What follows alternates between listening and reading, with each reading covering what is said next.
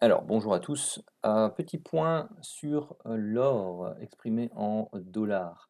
Pourquoi? Bah, parce qu'on est arrivé tout simplement dans un moment relativement intéressant et il va commencer tout simplement à falloir la surveiller si vous n'êtes pas dedans à l'achat. Alors, couper la petite alerte. Au niveau hebdomadaire, bon bah, vous voyez, on revient de là-bas en bas. On a entamé une structure impulsive, haussière. La dernière phase de latéralisation que vous avez eue, importante au niveau hebdomadaire, c'est celle-ci. Hop, hop, hop, et puis là, bah, on est reparti. On fait une première impulsion, sa correction, et là, on est parti dans une phase normalement de vague 3. Alors dans cette vague 3, on a déjà fait une première hausse, une correction, une deuxième hausse, on latéralise ici, et donc on s'oriente théoriquement vers une troisième phase de hausse qui pourrait nous amener tout simplement autour des 2600 dollars. Donc voilà, c'est pour ça qu'il paraît intéressant de la surveiller maintenant par rapport aux décomptes que l'on peut avoir. Alors ici, vous voyez qu'on est arrivé dans l'échange de lignes noires, donc ce sont des zones de surachat. Donc là, bah, on est arrivé ici dans une zone assez élevée au niveau du surachat, donc bah, voilà, on latéralise tout simplement.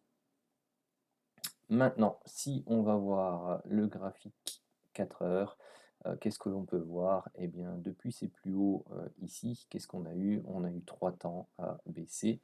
On a eu de nouveau 3 temps A, B, C, encore 3 temps A, B, C, et ici de nouveau A, B, C. Alors, on peut labelliser ça sous forme de triangle, hein, que j'ai dessiné ici en noir. Donc j'attends la validation du sommet C pour voir s'il va se produire, où il va se produire. Et puis ensuite, bah, j'attendrai patiemment, si c'est le cas, si on le voit se dessiner, eh bien, de nouveau une correction en 3 temps de type ABC pour placer un achat, et j'ai déjà une zone euh, de support interne au triangle, donc ce que j'appelle moi la zone d'apex du triangle. Donc vous voyez, c'est la zone intermédiaire qui est travaillée euh, à l'intérieur du triangle, hein. Elle sert de résistance, on la traverse, de nouveau de résistance, on la traverse, elle sert d'appui. Ici pareil aussi, hein, elle sert de zone de médiane. Là ici on la traverse, elle sert d'appui.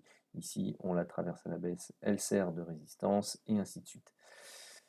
Donc pour l'instant, on aurait fait un A, un B, un C, ici un D, et puis on attendrait donc la vague E du triangle, le triangle toujours en vague 5 temps.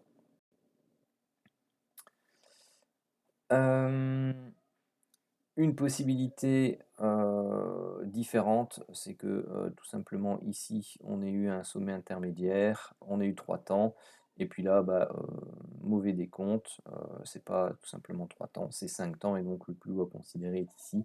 Bah, qu'est-ce qu'on observe? On observe ici 3 temps à la baisse, 3 temps potentiellement à la hausse, et dans ce cas-là, on peut travailler différentes figures.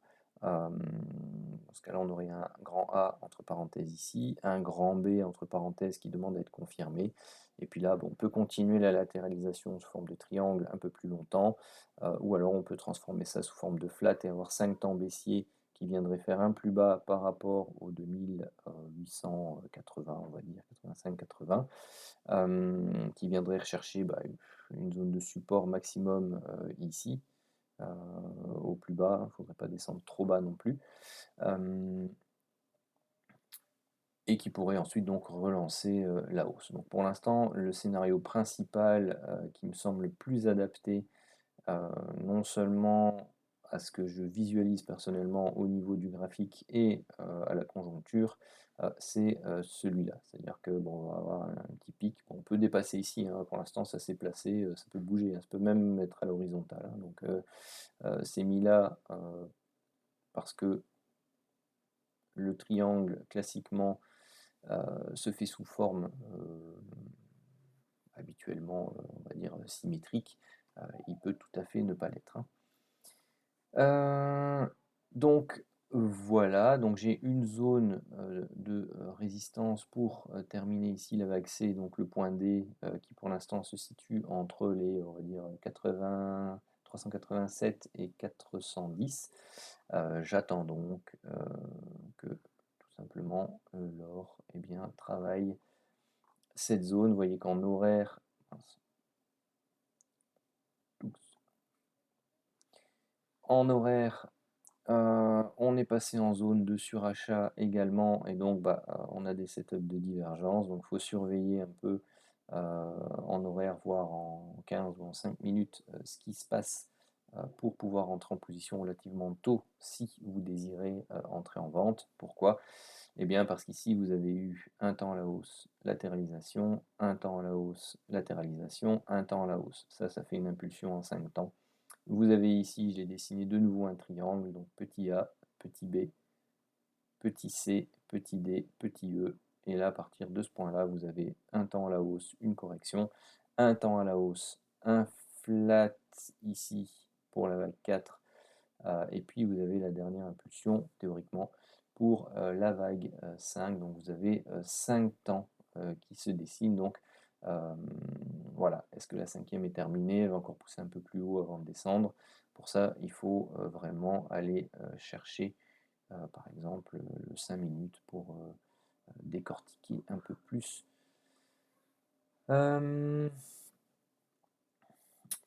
Ces éléments-là, donc là, on a eu 1, 2, puis là, on fait 1, 2, 3, 4, 5, on pousse là, éventuellement un dernier petit plus haut là, avant de baisser, serait assez sympathique. Voilà tout simplement les éléments qu'il faut surveiller au niveau du gold pour la suite de la journée ou pour le début de semaine prochaine. Sur ce, je vous remercie à tous. N'oubliez pas de liker un maximum la vidéo, de la partager et de laisser vos commentaires. Salut, salut et bon week-end.